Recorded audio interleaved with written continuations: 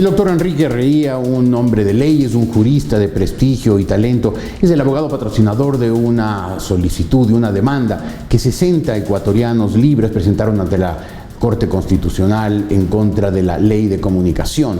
Un pequeño quebranto de salud me impidió ser el 61º. En ese escrito no está mi firma, pero están ahí sí mi corazón y mi mente. Doctor Reía, buenos días. ¿Qué espera usted lograr con esta demanda, sabiendo, como sabemos, por qué y para qué opera la Corte Constitucional? Buenos días, Jorge.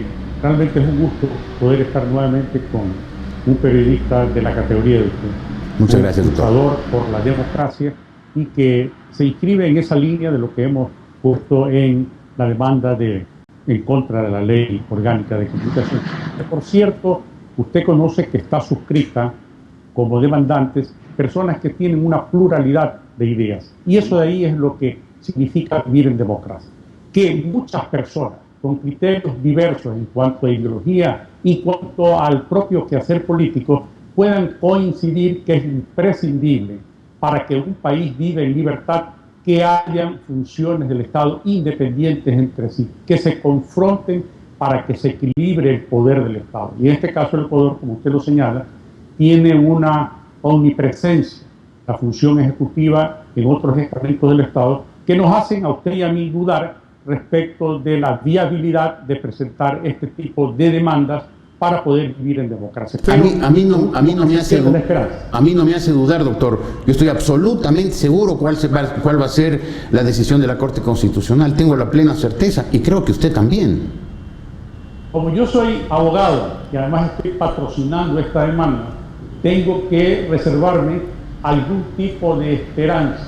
Por lo menos en la composición de esa Corte Constitucional hay 5 nuevos integrantes que, a pesar de venir de vertientes de la función ejecutiva, no es menos cierto que en esta oportunidad esta demanda va a constituir un desafío que pondrá de manifiesto si son independientes, si únicamente obedecen a la norma constitucional, a sus propias convicciones y principios, o en su defecto van a sucumbir frente a las presiones que con toda seguridad van a llegar desde la función ejecutiva. Ahora, soñemos, imaginémonos que esos integrantes de la Corte Constitucional desobedecieran y obedecieran más bien a la ley.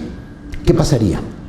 Bueno, en ese momento va a ser un triunfo de la democracia, no de quienes hemos suscrito la demanda, sino de todo el pueblo ecuatoriano, que tendrá ya en el país viso de que sí se pueden construir estamentos del aparato del Estado que tengan independencia política, que se convierta esa Corte Constitucional en lo que es imprescindible, en un órgano neutro, jurisdiccionalmente neutro, así debería ser. Ante toda presión de tipo política, y ya en ese momento podremos tener un respiro de que hay este organismo que se convierta no solamente en el custodio de la norma constitucional en su conjunto, sino de los derechos y garantías de los ciudadanos. Exacto, doctor. Pero sabemos que ya no vamos a estar agraciados permanentemente con una impasividad total de los otros órganos del poder. No, mi pregunta es, ¿qué pasaría con la Ley de Comunicación? ¿Quedaría inmediatamente insubsistente? Inmediatamente. Nosotros hemos puesto 2 visiones. La una, la inconstitucionalidad de forma. Esto significa que por no haber tenido el requisito de haber sido discutido en segundo debate y votado de acuerdo a lo que determina la Constitución y la Ley Orgánica de la Función Legislativa, ya solamente por eso debería ser desechada la ley, debería ser expulsada del ordenamiento jurídico ecuatoriano. Y la otra, lo de fondo, que es lo grave, Jorge. Lo uno podría resultar en lo de forma que unos desaprensivos legisladores, desobedeciendo disposiciones de procedimiento, no cumplieron con lo que ordena la Constitución. Pero lo otro sí es grave, lo de fondo. En esa ley está impregnado todo el sentimiento de autoritarismo, por no decir de totalitarismo, que imprime este gobierno en su ejercicio político. Por lo tanto, en el momento en el cual ya esa ley es expulsada del ordenamiento jurídico ecuatoriano, ya no tiene ningún reparo el pueblo ecuatoriano para expresar libremente sus pensamientos, y además ustedes, los comunicadores sociales, los medios independientes, para hacer los instrumentos por los cuales fluya esa libertad de... Ahora, doctor, seamos realistas. Cuando la Corte Constitucional declare que la ley de comunicación es perfectamente constitucional, ¿se habrán acabado las instancias del Ecuador? ¿Tendrá que ajustarse aún más la mordaza, a resignarse a vivir con la mordaza? ¿O quedaría ese momento alguna instancia posterior o superior? Quedan teóricamente dos posibilidades. La una, un principio universal establecido desde la propia Declaración de los Derechos del Hombre y del Ciudadano de la Revolución Francesa, y que está establecido en nuestra Constitución formal y normativamente, el derecho a la resistencia.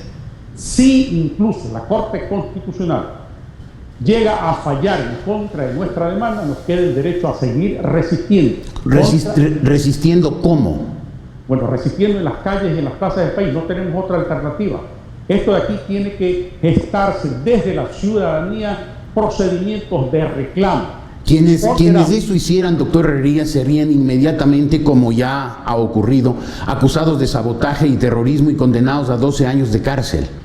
Bueno, terminaremos en la cárcel una enorme cantidad de gente. Usted perfectamente conoce lo que decía David Touré, que en una dictadura el único sitio decente para la gente digna es la cárcel.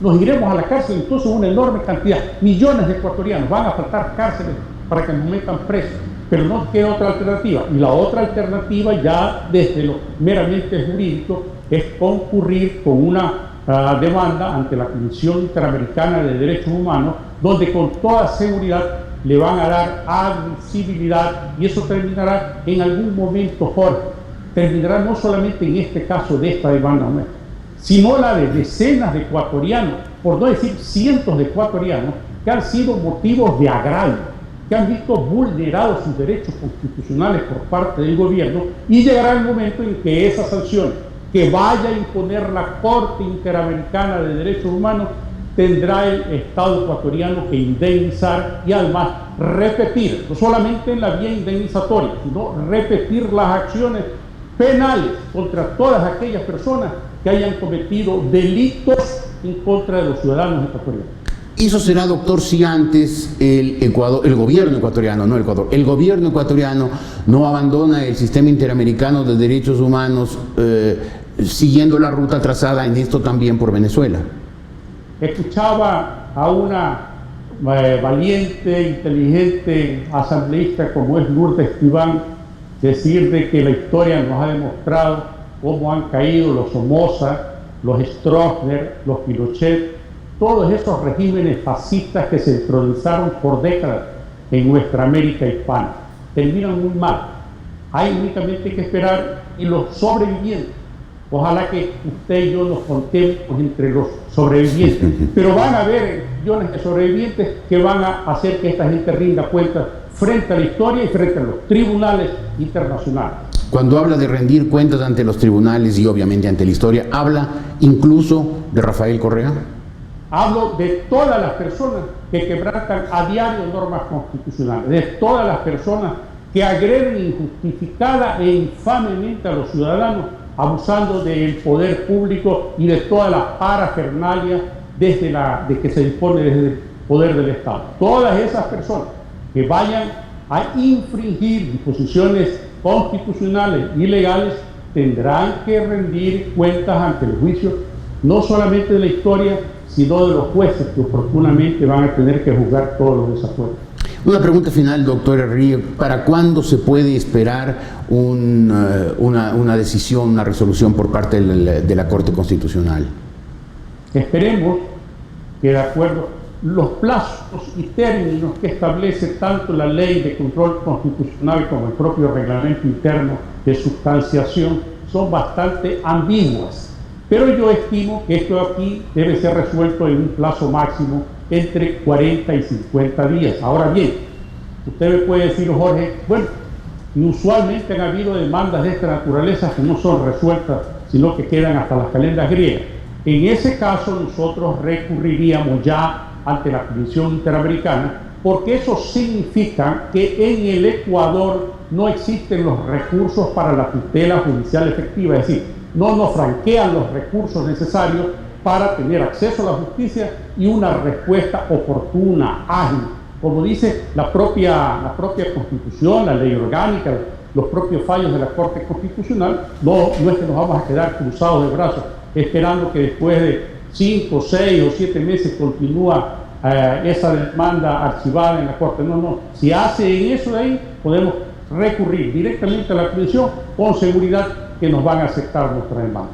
Muy bien, doctor Herrería, si es que llegan a presentar una demanda ante la Comisión Interamericana de los Derechos Humanos y si es que todavía se puede, le pediría que me permita incluir mi firma que por el accidente que usted sabe que sufrí no pudo estar en la demanda original. Doctor Herrería, mucho gusto de verlo. Gracias por solamente esto. Un favor, aprovecho, Jorge. Por supuesto. Por el prestigio que usted tiene en el país y fuera del país, sería interesante si conjuntamente con algunos amigos, en particular con algún jurista, que usted conjuntamente con ellos presente lo que se llama un amicus curiae, es decir, un informe que ustedes presentan ante la Corte en las cuales emiten sus opiniones respecto de esa ley orgánica que está vulnerando derechos constitucionales. Muy bien, gracias por la idea, doctor. Mucho gusto de verlo. Que tenga un buen día, doctor Herrería.